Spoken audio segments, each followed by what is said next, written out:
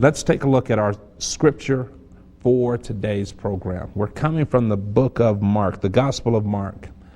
And they came to Jesus and see him that was possessed with the devil and had the legion, sitting and clothed and in his right mind, and they were afraid.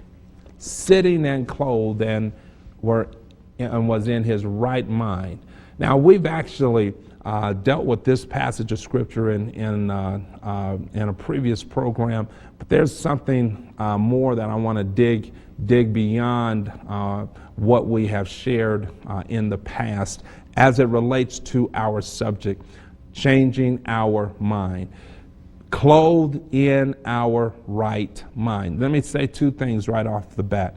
If there's a wrong mind, and this is something we've shared before, if there's a wrong mind, then there has to also be the antithesis. There has to be a right mind, the opposite, the contrast. If there's a right mind, there is also a wrong mind. So what this tells us right off the bat, we have to define and discover what kind of mind do we have, right or wrong. Now, we're not talking about actions, right actions, wrong actions. We're talking about your mind.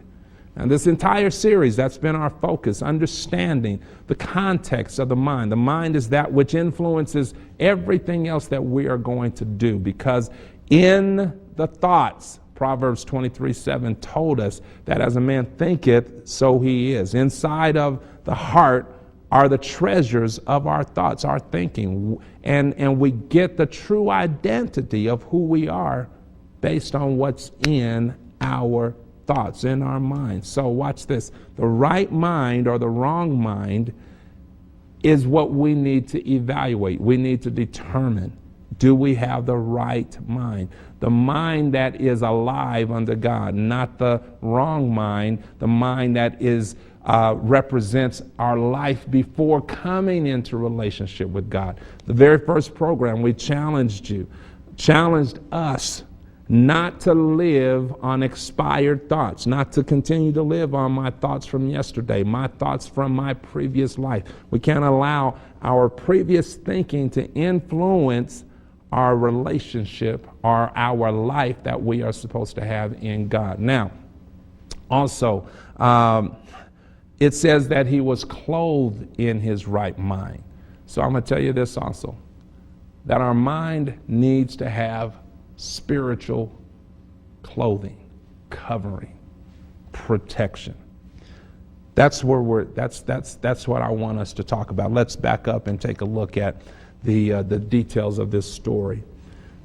Jesus enters into this area called the Gadarenes, and when he arrives, when he gets off the ship, the boat that brought him to this place, the scripture says that he was met by a man, and notice he was coming out of the tombs, the place where the dead are buried.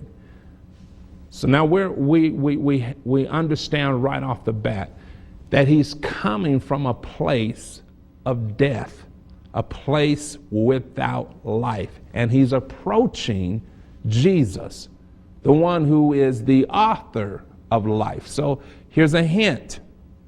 Every person that recognizes true life, it doesn't matter how dead they are, when true life shows up on the scene, they're drawn to it. They're drawn to true life.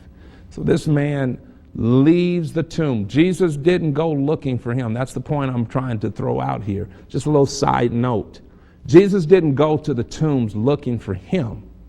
The man came out of the tombs looking for Jesus, because death, deadness, those things without life will respond to the presence of true life.